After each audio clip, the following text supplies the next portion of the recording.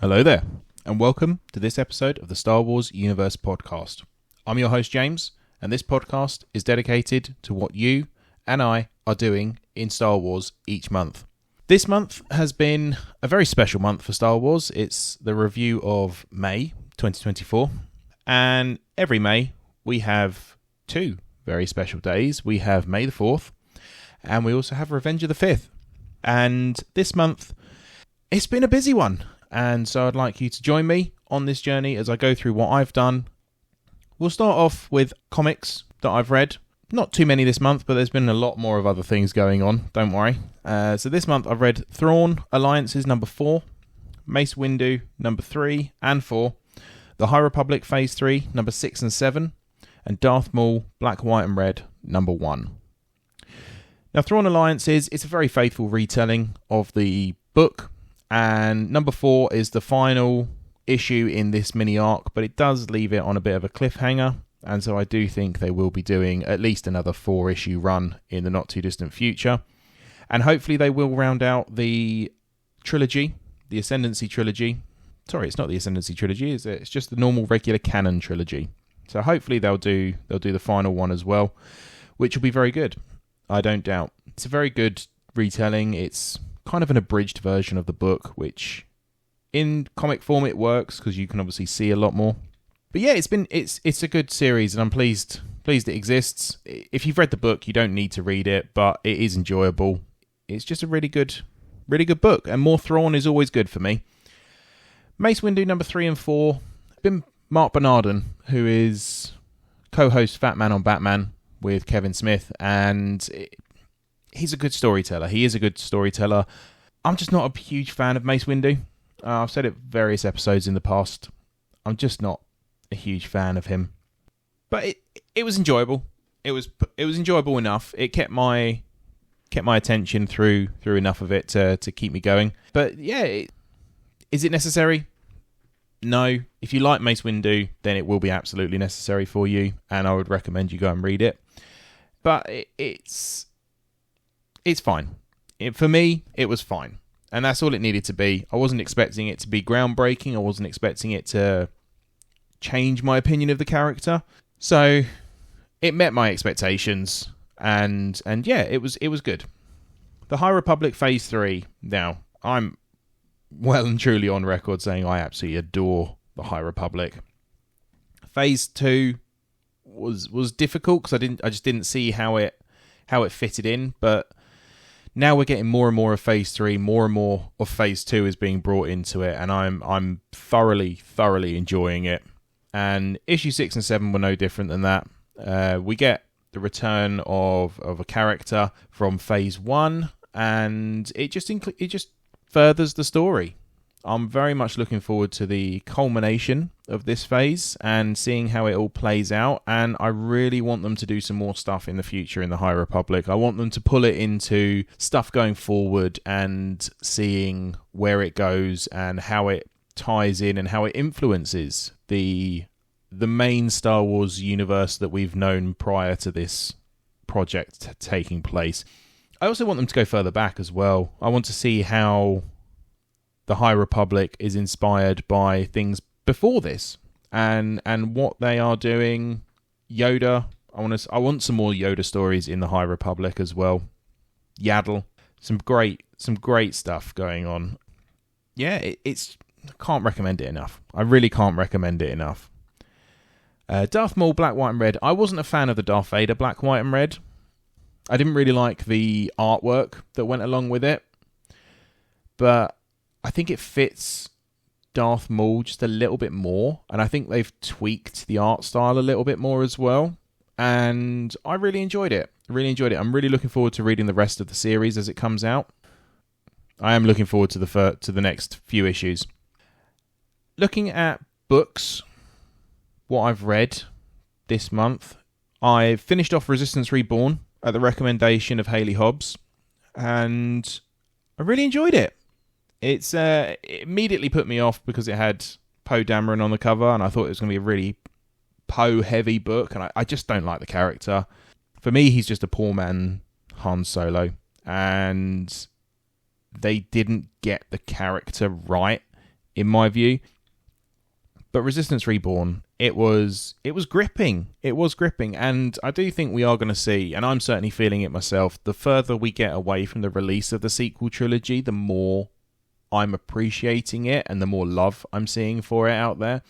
And that's only positive for me. I want more people to love Star Wars. I want people to be introduced to Star Wars via any means and want to explore the galaxy far, far away further. And it's Resistance Reborn just adds to the movie.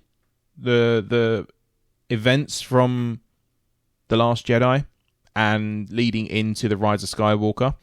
It wasn't quite what I was expecting at points. Rey was a much more background character and almost a shadow of her former self, and it didn't really tally up with what we were shown on the screen but in the two films. But that doesn't matter. It just adds a bit more depth to her character, in my opinion. So I really enjoyed it. I really enjoyed it, and I thank you, Haley, for recommending it to me and kind of saying like, no, James, you need to read this one. So thank you for that, and I would recommend this book as anyone who's a fan of the sequel trilogy. Definitely go and read this book. I read through Escape from Valo, and again, a really good chapter in the High Republic saga. It's not perfect. It's quite childlike in moments, but it is also a middle grade novel, so you kind of have to take that with a pinch of salt and take it on face value. If that's what you're going to get, it's a middle grade novel. So as an adult, you're not going to get the deep, meaningful stuff that you are potentially looking for in either the young adult or the adult novels. There's plenty in there.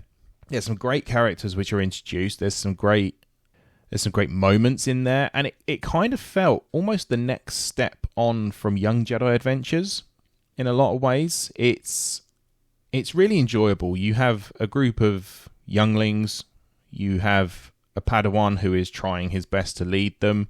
It's just quite a good little romp, and it really flows out of The Rising Storm from Phase 1. So it's good. I would definitely recommend it, and especially if you're a completionist, it's essential reading if you're a completionist. And finishing up on the books, I've started Dynasty of Evil, which will be doing a deep dive on source pages, Sacred Jedi texts. So I've started that book, and I must admit I'd forgotten how good this book was. I've often said Ruler 2, without a shadow of a doubt, is my absolute favourite, and it is. It absolutely is. I don't think I'm ever going to change my stance on that. But Dynasty of Evil so far is really, really good. Really good. I think I'm about halfway at the time of recording, so it's not a particularly long book, but it's just great. It's just fantastic. As is the whole trilogy. If anyone wants a Legends starting point, I would definitely recommend Darth Bane. You have the light side, dark side war. So that immediately gets you into kind of the flow of Star Wars, but it's also really focused on normal people as well, and how they view the Jedi and the Sith, and how they just kind of mash them together in their minds. It's really interesting as an overall concept, which doesn't get explored enough, in my view. But yeah, so those are the 3 books I've read, and the 6 comics I've read this month. So yeah, it's been a good month for the reading side of things. But I've actually bought a lot more comics than I've actually managed to read. So every year, in and around May the 4th and Revenge of the 5th, there's a little sale on Amazon. I read my comics digitally. I will pick up the odd trade paperback or hardcover book if it's not going to be available on audio format or digital format or anything like that. And this month, I must admit, I made a bit of a mistake on my first purchase. I bought the Aphra series. I picked up volumes 1 to 3, which took it up to Dark Droids story arc, and I was pleased with that. I was like, yeah, cool, finally I'm going to start getting into Dr. Aphra, and it's time. It's time for me to start getting into Dr. Aphra. I then realised I'd bought the wrong series, so I then went back and bought the entirety of the first series, which is volumes 1 to 7. I get them in the trade paperback digital version. So yeah, I've got the entire first run of Dr. Aphra, and I've got the pretty much up-to-date second run of Dr. Aphra as well. So it was an unexpected purchase, but on the sales they do, it's fine. It's absolutely fine. I think in total for the purchases I made in and around the sale day, it totaled around £50, £60, that sort of region. And I kept back some birthday money from April, so it didn't hit the wallet too hard. But I also picked up the Star Wars ongoing from in between Empire and Jedi, and I picked up volumes 1 to 7, so I'm fully up to speed on that now. And I don't know if there's going to be an 8th volume, or possibly even 9th or 10th. I don't know what numbering we're at in terms of the monthlies, but I got the vast bulk of it in one hit, so I'll be working my way through that over the course of the coming year. This is generally what I do. I pick up a year's worth of back reading in and around May the 4th, and then read through it alongside the ongoing stuff coming out currently. I also picked up the Darth Vader Volume 8, which it's just a fantastic run. If you want a good introduction to the comics, I would say the Darth Vader series so far. From what I've read, which isn't all of it, but I would definitely say the Darth Vader series in its entirety, all the way through from 2015 through to now, it's just been amazing. There's been the odd issue that's missed for me, but overall, it's been an absolute 10 out of 10 series. I couldn't recommend it more. But if you guys want to keep up with what I'm reading and how I'm getting on with my reading, you can actually follow me on Goodreads. So yeah, my name on there is Star Wars Universe, and because I link it to my Amazon and my Audible, it does update it as I go through stuff. So if you want to follow me on there, feel free. So Star Wars Universe, YOU-Neverse, and yeah, follow me on there. TV-wise, I watched the Bad Batch finale. May have shed a tear or two. Brilliant finale. They really got into it with. They really got into a really good action flow in that episode, and it was just a really good finale. And I'm really looking forward to seeing where we see Omega in the future, because obviously she's off to join the rebellion now. And there were some surprises. I wasn't expecting everyone to survive, but I'm pleased everyone did. And even Tech. I am holding out. Tech is still alive out there somewhere. I watched Tales of the Empire, which was released on May the 4th. They just dropped the whole thing, all 6 episodes. And for me, it wasn't as good as the first series, the Tales of the Jedi, but it was still very good. I just didn't really care enough about Barriss Offee. It was an interesting story, but did I need a redemption arc for her? No. Am I pleased I've got one? Kind of. It was good. It was good. Morgan Elsbeth, interesting to see more Night Sister history and just information. Good to know that there's another clan, a mountain clan as well. I was hoping we would get some answers for Asajj Ventress's return. But for now, as we say over on the Sacred Jedi Texts, somehow Asajj returned. And I'm sure this isn't just me, but the Acolyte trailer and the various TV spots have been watched multiple times at this point in time. I'm really, really looking forward to this show coming out. It's live action High Republic. It's right in my current fandom wheelhouse, and I'm really, really looking forward to it. It looks brilliant. I think they may have shown a little bit too much in a couple, and it's sort of telegraphed the twists that are going to be in the show. But we got to see the light whip, and I'm so excited about that. I am genuinely so excited about seeing the Light Whip in live action. This has been something that's been around for decades, probably at this point. And I've always wanted to see it in live action. I love the different variances on lightsaber technology. So we obviously get the crossguard from reveal in the Force Awakens trailer when that came out in 2014 or 2015. And we see a normal crossguard lightsaber in Rebels, and we have in Legends, Luke creates a Shoto lightsaber actually to counter Luminara's light whip, which is just a shorter version. It's kind of like a Yoda version of the lightsaber, where it's just a bit of a shorter blade. I want to see all of these things. I want people to think of different ways to do lightsabers, and I know in physics it makes no sense. You can't bend light, but also lightsabers don't really exist at the moment either. I know there are a couple of people out there that are trying to make it happen, and I am following that with great interest. So it's hopefully they will they will exist in the not too distant future. But alongside the Acolyte stuff, I did actually go to see Star Wars Episode 1: The Phantom Menace on its return to theaters, and what a film! What a film! It was brilliant. And I'll be open and honest with you, it was doubly brilliant because I fell asleep during all the boring bits. So all of the Senate stuff, I dozed off. I was very, very tired going into that. And I must admit, I didn't actually realise just how tired I was going into that. So I did rewatch the film a couple of days later at home. And yeah, I'm not particularly bothered about falling asleep. I just hope I wasn't snoring for the other people in my theatre, so apologies if I was, but it was really enjoyable. And I got to see the pod race on the big screen. I got to see the lightsaber fight in the Palace of Theed on the big screen again. I haven't seen it since 1999, so 25 years I haven't seen those things on the big screen.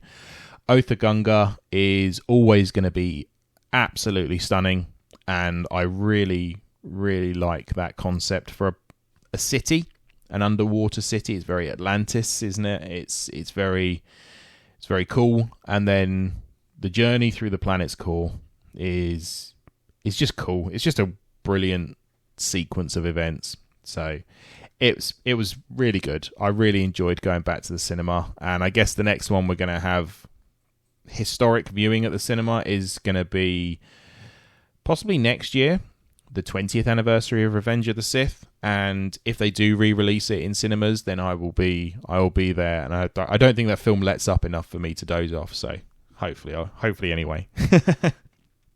So I've been promising this for the last couple of episodes.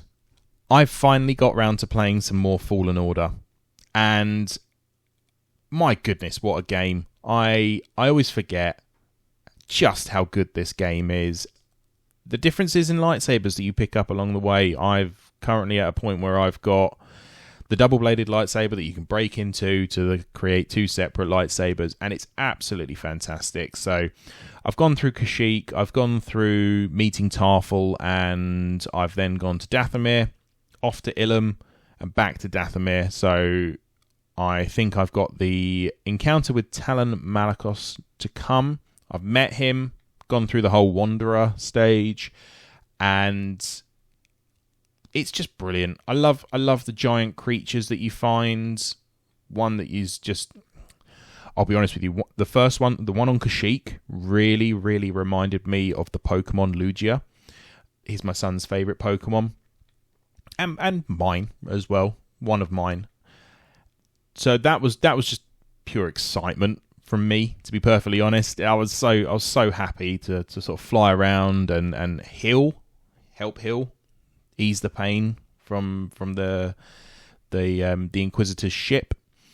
And I really enjoyed fighting and obviously beating the Ninth Sister as a boss. And yeah, I was so excited to explore Ilum a bit. I spent a lot of time just wandering around there and just looking at everything, and it's such a beautiful game. It really is. And I said to said to my wife that I might be picking up the Art of book in the not too distant future, Fallen Order. I don't know if they've done one yet for Jedi Survivor, but if they have, or it's in the offing, then I'll pick that up when I get through playing Jedi Survivor following this. So also need to give Battle Scars a read when I get through Fallen Order. So it leads into several different things, and obviously Cal Kestis is a great character at this point in time, and a beloved character from what I can tell. But that in itself leads me into my Star Wars Galaxy of Heroes update. I am currently working towards Jedi Knight Cal Kestis, and that involves getting regular Cal Kestis, Serra Junda, Tarful, Saw Gerrera, and Merrin all up to Gear 12 to then be able to unlock the event. So I'm working on getting them up to 7 stars initially, and then working on the gear at the same time. So far, I've got Serra Junda and Merrin up to Gear 12, so they're good to go. And I'm working on getting the shards for Saw Gerrera, and I've got Tarful. He's recently gone to 7 stars, and I think he's on Gear 10 at the moment. So I'm kind of trying to gear them up at the same time, but you can't actually go to Gear 12 without it being 7 stars. So working on that at the moment. I'm also working on unlocking Kellerin Beck as well, and getting him up to 7 stars. And that's mainly just because he feeds into another big character. Can't actually remember which one off the top of my head at the moment. I think maybe Bo-Katan. The Mandalore version of Bo-Katan. But yeah, it's he's a very good character on his own anyway. So we are currently in the process of unlocking, as a game, we're currently in the process of unlocking Queen Padme Amidala, as well as we've been able to get Padawan Obi-Wan and Poncho Qui-Gon, also known as Master Qui-Gon. So we already had Qui-Gon Jinn in the game, but it was just regular Palace of Theed, normal Jedi robes. Now, whereas this one is very much Tatooine Qui-Gon with the poncho, hence the name Poncho. So they seem to be very good, and they're going to work quite well with the Gungan faction that's in the game. That's all future stuff for me, though. I'll unlock them as they come up, and they'll sit at 3 stars, and I will get round to them when I get round to them. I've completed my requirements to unlock the ship Profundity, and I'm now ready for the event, which is coming out the day before this episode releases on the 31st of May. So hopefully, by the time you're hearing this, I will have a 4-star Profundity, or I'll be in a corner crying in frustration. It'll be one or the other. I don't actually know what the event is like. I'm going to do a little bit of research a little bit nearer the time, watch some videos on YouTube, and maybe reach out to a couple of people as well. As far as my player versus player stuff, obviously I mentioned in my last episode, I got promoted way above my ability level up to Kyber 4. I went through the 5 versus 5, which isn't my preferred version of the Galactic Challenge, but I have been demoted down to Auradium 1, which is I think probably where I'm about at the moment. My skill level, my strength level as well, and I'm enjoying it. We're back into 3v3, which is my preferred version of the player versus player version, the GAC, and yeah, I've been really enjoying it. Last month they ran a very special deal. They run these every now and again. They're called Lightspeed Bundles, where they basically will give you a team or a bunch of requirements for a character just to kind of help you along, where it's a slightly older character or a slightly older set of requirements. And I picked up the one for the Night Sisters because it just saved me even starring a couple of them and brought them all the way into Relics, as well as the C-3PO requirements, which are the Ewoks. And it brought everyone up to Relic 3. And that's just saved me an awful lot of time and grinding, and I was happy to do it, to be perfectly honest. It gives me another couple of teams to play around with. It gives me a few other things to move on and get some more rewards from as well. And following last month's conquest, I was able to unlock the Scythe, which is the Inquisitor's ship from Obi-Wan Kenobi. And that's piloted by the Grand Inquisitor, who I recently unlocked as well. A fifth brother and second sister, maybe? There's 3 pilots on it.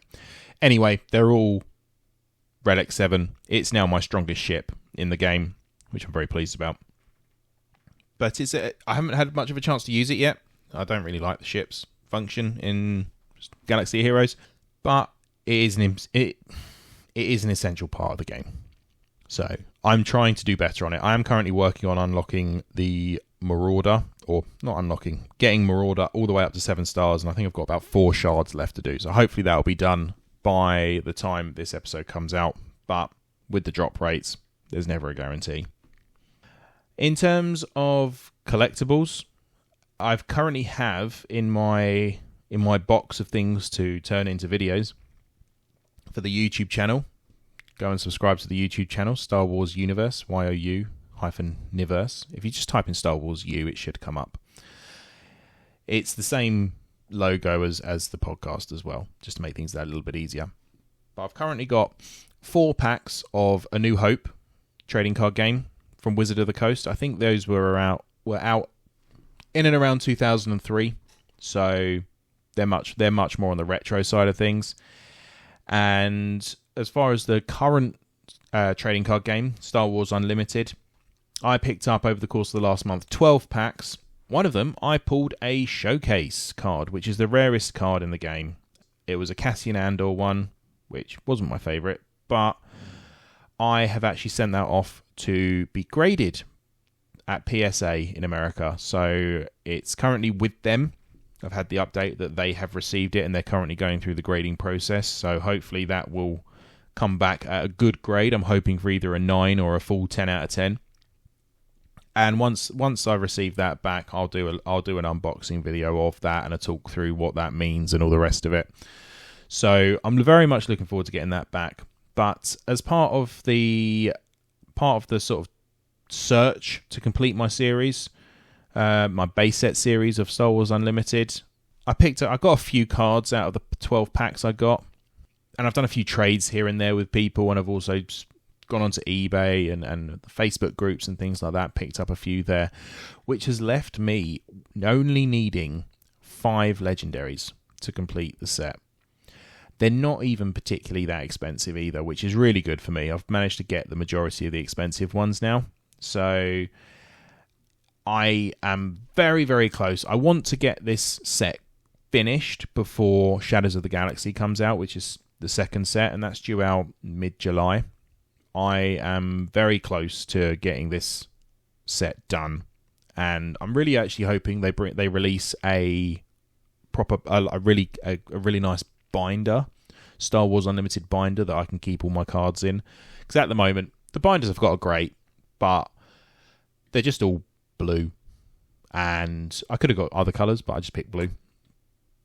And it's just, I don't know, for a complete set, it feels like it needs something a little bit extra. And I'm willing to buy it as well. So anyone out there from GameGenic listening, please drop a branded binder. I will buy that in a heartbeat. And events-wise, obviously May the 4th, Revenge of the 5th are key days in the Star Wars calendar, and I was able to watch Tales of the Jedi on May the 4th. I went to the cinema on the 3rd to see Star Wars Episode 1, and I've just had a really great time over that week, celebrating Star Wars, talking Star Wars, just existing in the fandom and existing in the positive side of the fandom. I really try and focus on the positives wherever I can, and some stuff, if I don't like it, it's just not for me. That's all it is. It's just not for me. Someone else will love it, and that's the main thing. That's why we want this stuff made. We want everyone to like something. We really do. But I also went over to the London Card Show, and I actually managed to pick up a Super Laser Blast legendary card from Star Wars Unlimited there. They had loads and loads of Topps Star Wars trading cards, but I really struggle with it's just a different border, and so it's a different of exactly the same card, and so it's now worth 4 times as much. No, it's not.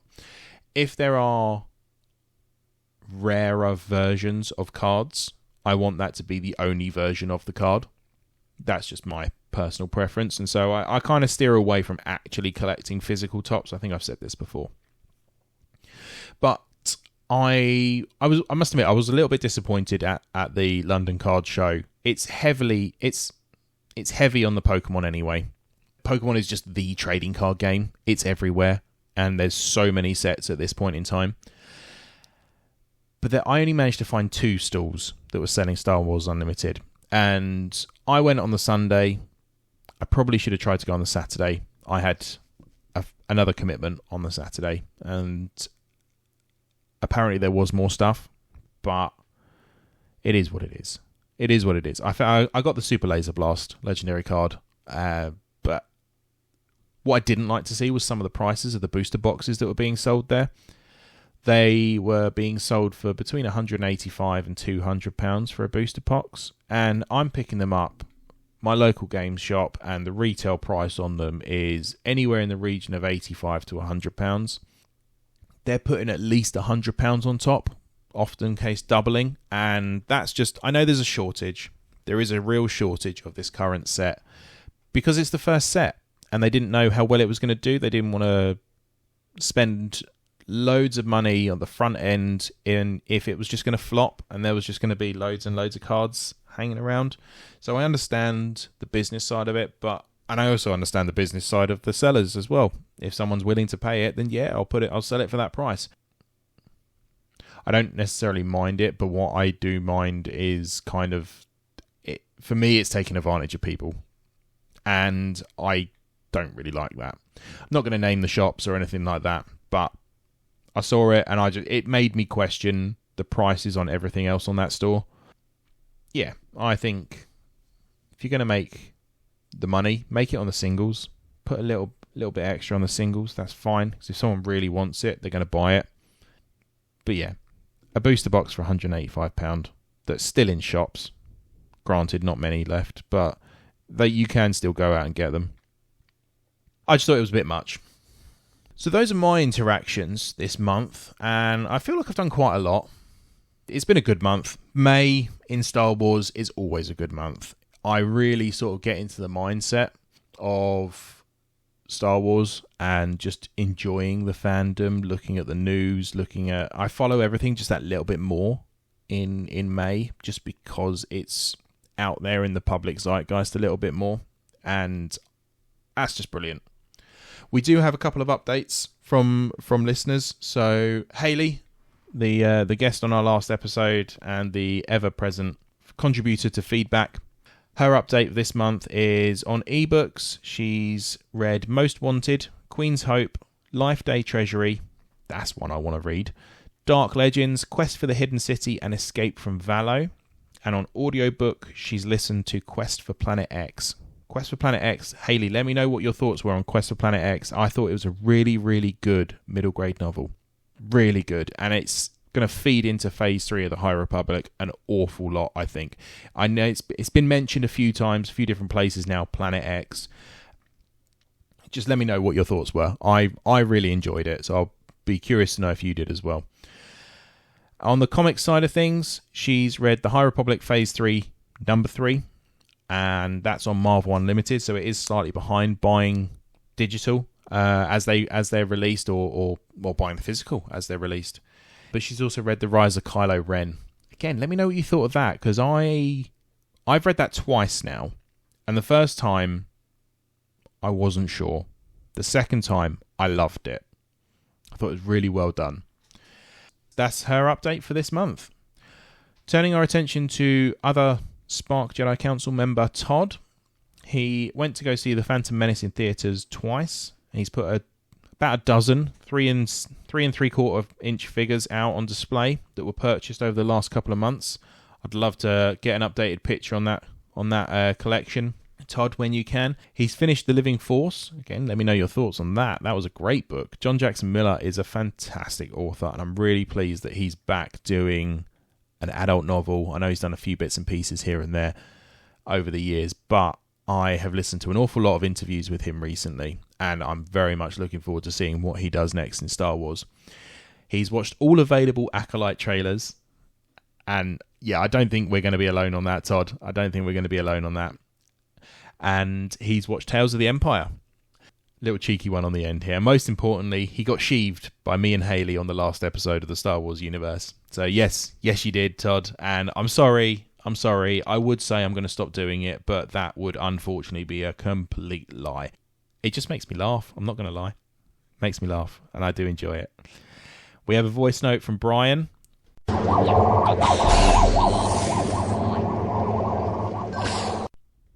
Finally got around to Queen's Peril and Queen's Hope, those two books, and they were actually really good. The first one was set with the backdrop of the Phantom Menace, and the second one was set with the backdrop of Attack of the Clones. So we actually get to see the after effects of Padme and Anakin getting married, and what the Handmaidens thoughts and stuff like that. So that book trilogy is actually pretty good. There is a lot of stuff that's aimed towards young women in it, but I still enjoyed them. I just don't know why I put them off for so long. But other than that, let's see, I continued. I'm all up to date on the High Republic stuff. Yesterday was my friend Chris Mock, the Star Wars documentarian who does Mocktails from the Cantina. His birthday, it's May 25th. So we were at his house and we watched Return of the Jedi on the big screen, so to speak. We had a projector and put a big screen against the garage and watched that last night. And other than that, just more, doing the podcasts and listening to Rebel Force Radio, and trying to think what else was there in there. Oh yeah, just collecting more, doing some Legos, doing some Black Series, doing some vintage collection, doing some Funko Pops, and just overall, Star Wars, because it is my wheelhouse. May the Force be with you always. Bye-bye.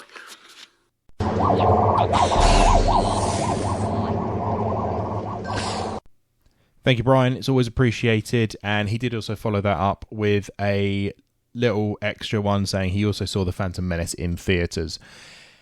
I'm really pleased that you've said the Queen's trilogy, because I've really wanted to read it. I have heard so many great things about it, but it's kind of one, I think, are they young adult novels?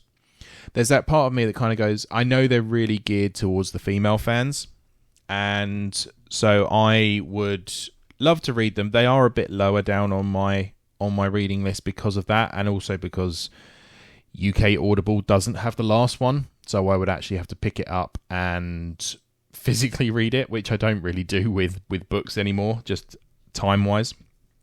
But I'm glad that you said that you enjoyed it. That'll be a good recommendation, I think, for myself and hopefully others, that it's not just for sort of the female fans. There is also stuff in there for the boys as well, and anyone in between. So yeah, because that's been one critique I've heard of it, is it's very much focused at sort of teenage girl. Say, it's not worth reading. I wouldn't say that. It's going to be worth reading for someone, isn't it? And turning our attention to our giveaway. Thank you to everyone who has taken the time to enter. And just as a reminder for everyone, this was for the double pack Clone Trooper from the Ahsoka series in the Black Series range. And this was very, very kindly donated to the channel by Josh Hoyt. So thank you, Josh, for that. And the winner, if I do a little bit of a random number generator here, and the winner is Matteo Milesi Martin. So thank you, Matteo. I will contact you directly in the next couple of days and organise how we're going to get that to you. But thank you very much for subscribing and commenting on the videos. And I will, as I say, we'll get that to you in the next couple of weeks, hopefully. So I would like to thank everyone for listening. And just as I haven't done this for a little while, apologies to the other podcasts out there that I haven't shouted out. You are great. I do love you. I do listen to you. But the other Star Wars related podcasts I listen to are Children of the Watch, Force Ghost Conversations, Galactic War Report, Now This Is Lit, Source Pages, a reading collective, Star Wars 7x7, Star Wars Splash Page, and Star Wars The Saga Continues. So if you like Star Wars podcasts, those are ones I listen to. Now This Is Lit is a relatively recent addition to this, and it is brilliant. It's just a literature review, interviews, really, really good. Haley was actually on Now This Is Lit recently, and I would love to either invite the host Meg onto here to discuss some Star Wars, or also go onto their show to discuss some Star Wars, because the book side of things have always been my passion. But that's it for me this month.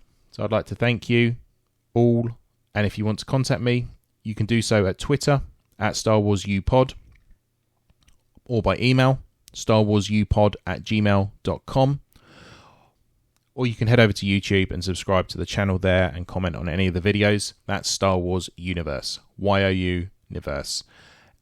Until next month, may the Force be with you, always.